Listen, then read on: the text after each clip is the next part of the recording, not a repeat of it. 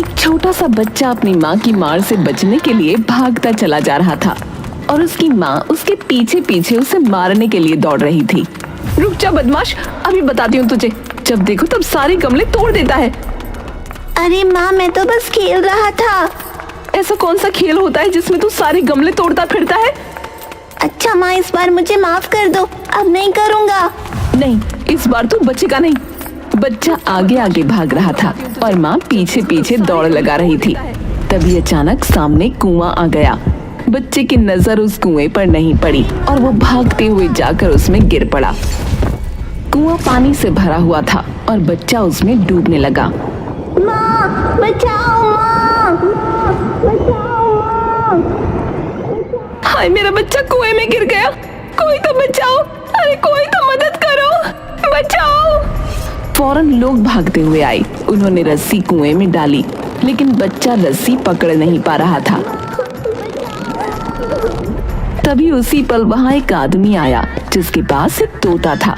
उस आदमी ने तोते से कहा, तोते, इस बच्चे को बचाओ। उसका बस इतना कहना था और तोते के मुंह से एक लंबी रस्सी निकली और जाकर बच्चे की कमर में लिपट गई और वो रस्सी बच्चे को बाहर खींच लाई और लाकर सीधा उसकी माँ की गोद में रख दिया। हाय, मेरा बच्चा, तू ठीक तो है ना? अरे अरे, ये तोता तो जादुई है भैया, इसने तो कमाल ही कर दिया। ए भैया, तुम ये जादुई तोता कहाँ से लाए भैया? ए भैया, बताओ ना भैया। अरे हमें तो लगा था कि इनके हाथ की सफाई है, पर ये तो सच्ची में जादू निकला भैया। है कमाल हो गया भैया। है गांव वाले तरह तरह के सवाल करते रहे, लेकिन वो आदमी कुछ नहीं बोला। उस आदमी का नाम था गगन, जो 2 दिन पहले ही पालमपुर आया था। पालमपुर गांव अपनी सुंदरता और शांति के लिए पूरे माधवनगर राज्य में प्रसिद्ध था। माधवनगर राज्य का राजा रघुवीर था, जो न्याय प्रिय था लेकिन घमंडी था। 2 दिन पहले पालमपुर में जब बाजार में भीड़ अपनी चरम सीमा पर थी, उसी समय वहां गगन जाने कहां से आ गया। उसके कंधे पर एक तोता बैठा था। भाइयों और बहनों, देखिए इस अलबेले तोते के करतब। ये हर वो काम करता है जो मैं कहता हूँ। तुरंत ही वहां लोग इकट्ठा होने लगे। तोते, उड़ जा।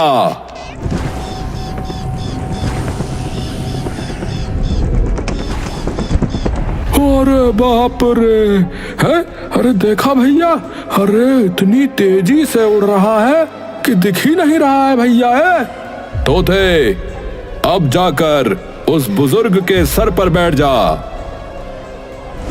तोता बिजली की तरह गया और एक बुजुर्ग के सर पर बैठ गया। अरे मैया, अरे का कमाल का जादू है भैया। अरे भैया, अरे तो सच में जादू है।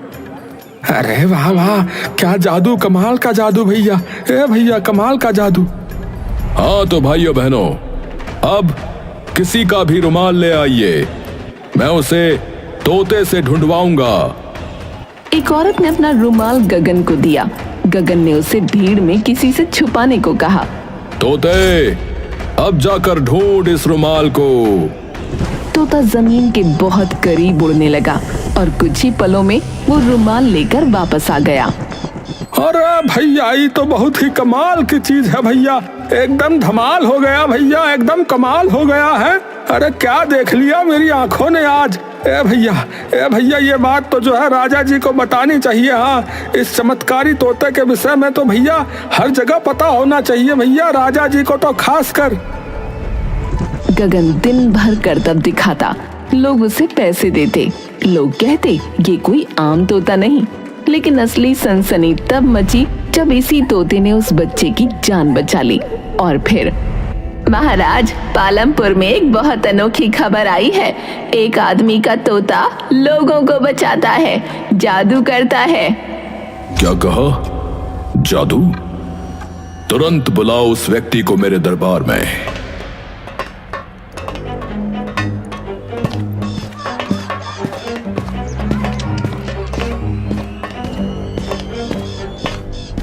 कुछ ही देर बाद गगन दरबार के बीचों बीच खड़ा था।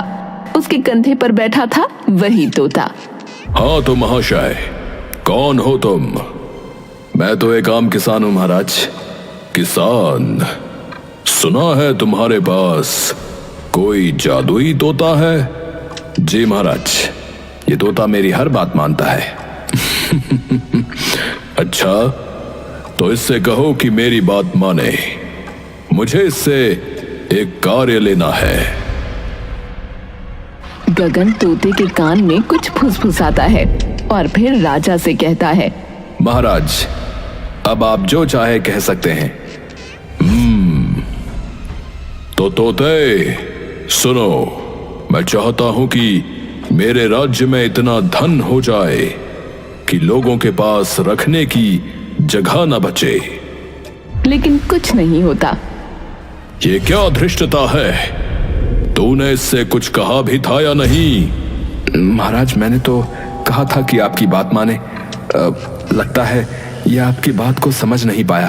सैनिकों, इसे ठहरिए महाराज, मैं कुछ कह कर देखता हूँ। गगन तोते से कहता है, मंत्री जी की बात मानना। तोते, मुझे एक बाल्टी पानी ला दो।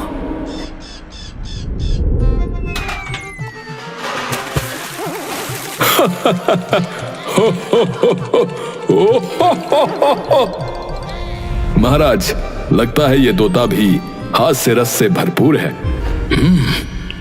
ये क्या बेहूदगी है मंत्री जी?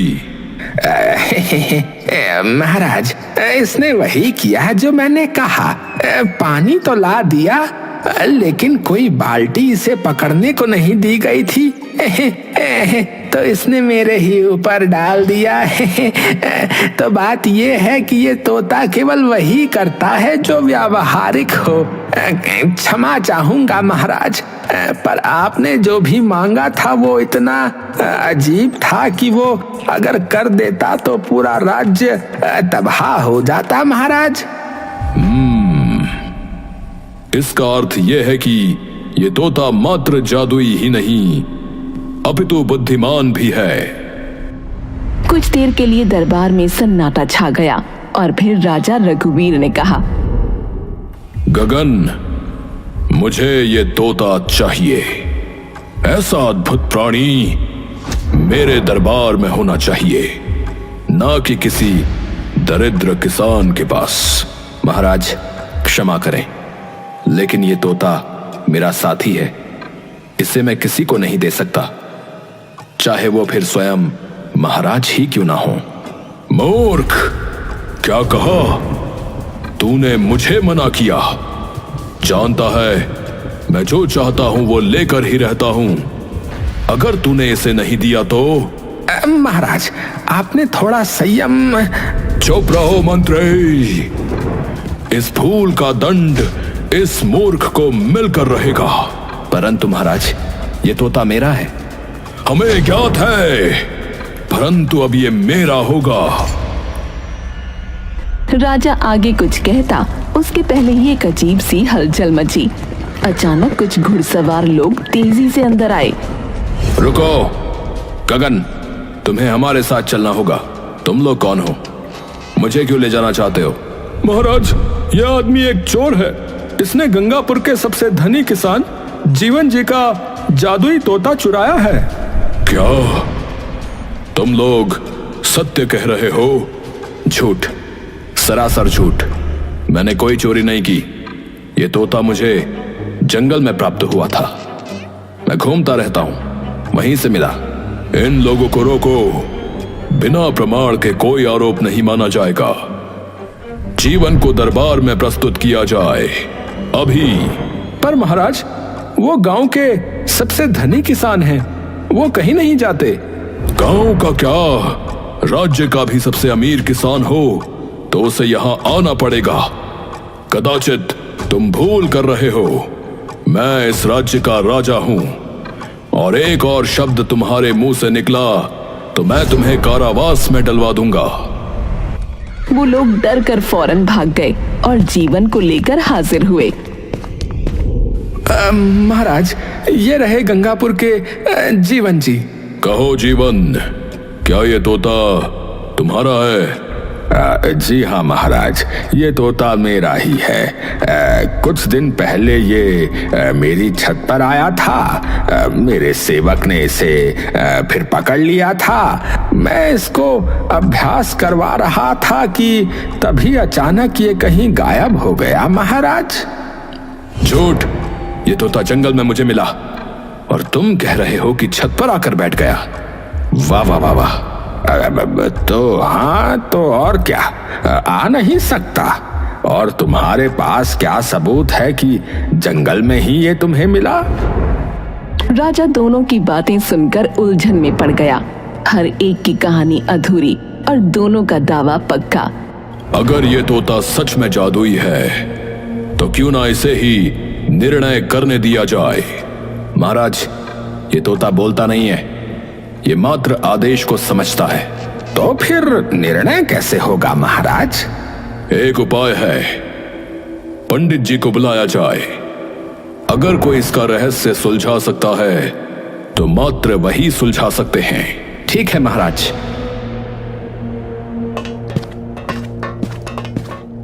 महाराज, आपने बुलाया? प्रणाम पंडित जी। जी, हम इस तोते का भूतकाल देखना चाहते हैं और कौन इसका असली स्वामी है हमें यह जानना है। ठीक है महाराज, आप कृपया एक परात, गंगा जल और थोड़ा सा चंदन मंगवाइए।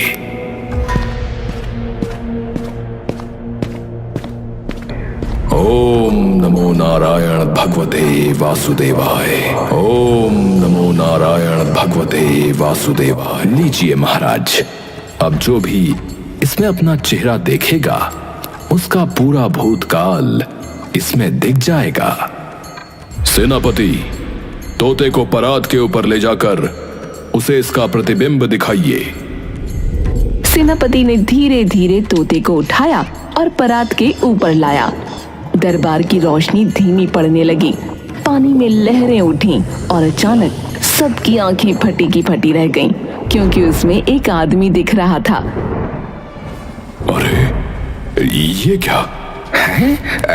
ये तो आदमी है। हाँ, ये गलत है, इसे बंद करो।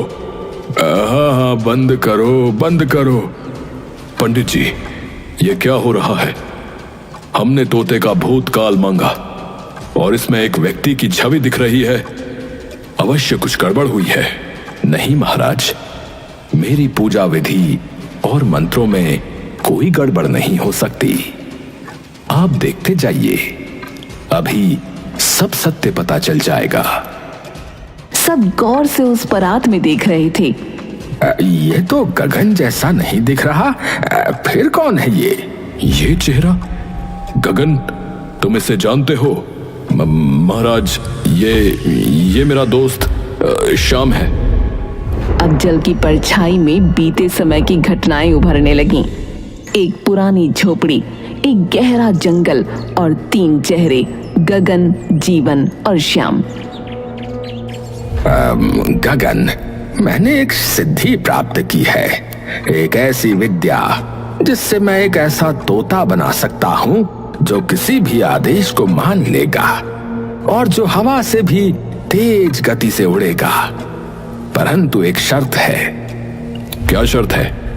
किसी को पता नहीं चलना चाहिए और एक नर बलि देनी होगी।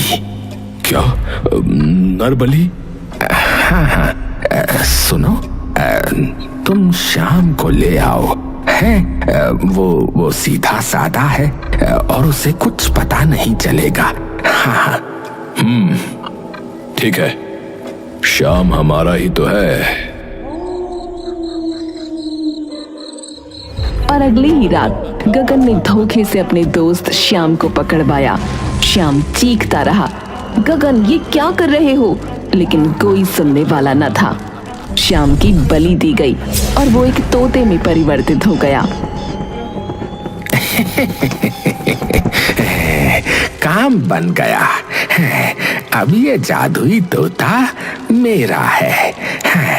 बस इस शाम का रक्त मुझे अपने पास रखना पड़ेगा। दरबार में सभी की आंखें फटी रह गईं। धिक्कार है, तुम दोनों ने मिलकर एक निर्दोष व्यक्ति की बलि दे डाली और आज तुम उस पर अधिकार के लिए लड़ रहे हो। महाराज, वो वक्त अलग था, मैं मजबूर था, इस जीवन ने ये सब करने के लिए कहा था। चुप रहो, सैनिकों, इन दोनों को कैद कर लो। सैनिक जैसे ही गगन और जीवन की ओर बढ़े, गगन चिल्लाया, तोते, मुझे बचाओ।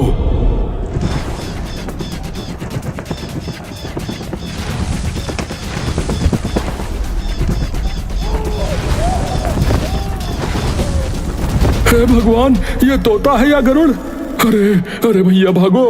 हे भगवान, ये तोता तो गगन के वश में है और जब तक शाम का रक्त इसके पास है तब तक ये गगन के वश में ही रहेगा। कहाँ है वो रक्त? शाम का रक्त एक काली पोटली में बंधा हुआ है, गगन की कमर में है। सारे फसाद की जड़ वही है महाराज। बस, अब बहुत हो चुका। तोते, इन सबको दरबार से बाहर फेंक दो। आज से इस राज्य पर मेरा शासन होगा। तोते ने हवा में चक्कर लगाया, फिर जोर से चीखा और उसी पल एक भयंकर आंधी चली। दरबार के सारे दरवाजे खुल गए और सब उड़कर बाहर जा गिरे। राजा, मंत्री, सेनापति, सभी दरबारी। मैं अब भी राजा हूं। मैं अपना राज्य ऐसे कैसे छोड़ दूं? महाराज, अब कुछ नहीं बचा। वो तोता वो कोई सामान्य प्राणी नहीं है महाराज। अब कुछ नहीं किया जा सकता। ऐसे कैसे नहीं किया जा सकता? कुछ ना कुछ करना होगा और तुम्हें ही सोचना होगा, क्योंकि ये सब तुम्हारा किया धरा है। और ये मत सोचना कि तुम्हें इसका दंड नहीं मिलेगा। दंड तो तुम्हें मिलकर ही रहेगा। ऐसा है तो हम एक गुप्तचर भेजेंगे जो उस तोते को और शाम के रक्त की पोटली को चुरा लाएगा महाराज। ठीक है। रात में महल के अंधेरे में एक आदमी गगन के कक्ष में प्रवेश करता है। पहले उसने तोते को पकड़ा। तोता सो रहा था, लेकिन जैसे ही वो पोटली की ओर बढ़ा, गगन जाग गया। कौन है? ठहर जा। अच्छा, तो मेरी पोटली चुराने आया है। तुझे अवश्य राजा ने भेजा होगा। रुक तोते, इसे राजा के सामने ले जाकर ऐसी मृत्यु दे कि आने वाले 100 वर्षों तक कोई इस दिशा में देखे भी नहीं।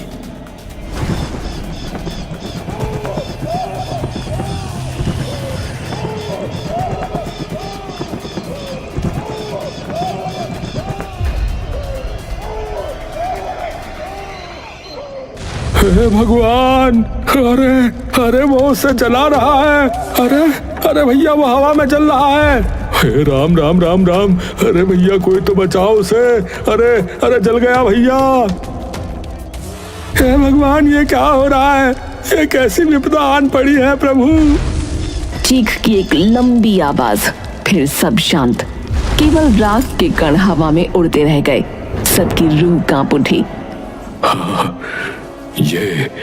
ये तोता नहीं, ये श्राप है और हमने इस श्राप को जन्म देने वालों को सिर पर बिठा लिया।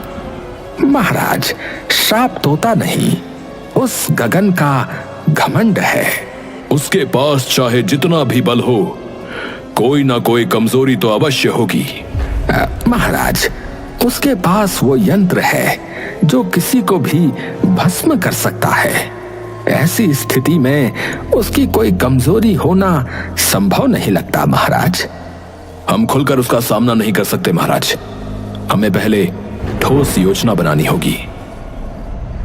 उधर गगन अपने महल में अय्याशी कर रहा था। उसने एक सुंदर दासी को देखा और उसकी ओर इशारा करते हुए बोला,